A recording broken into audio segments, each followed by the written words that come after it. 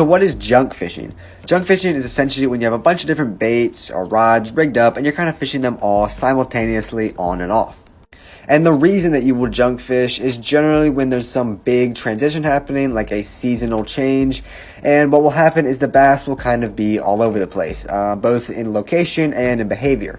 Some will be migrating, some will be holding still, some will be aggressive, some will be sluggish, some feeding, some not. So bass are kind of all over the place, and there's not really any one specific pattern that you can dial in. Normally in bass fishing, you want to dial in a pattern, you want to figure out where the bass are and how they're feeding, and then pretty much use just one or two techniques constantly until that bite stops, because it's very effective and efficient.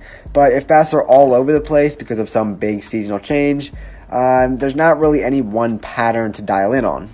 So junk fishing is when you have pretty much a bunch of different techniques, baits, lures, rigged up all at the same time, and you're just pretty much fishing them on and off to pretty much target those bass individually, as opposed to finding one pattern. You might flip a jig here and then put that down, pick up a crankbait, put that down, pick up a topwater for a few minutes, then put that down. You're pretty much just fishing everything all at once, throwing stuff at the wall and hoping it sticks.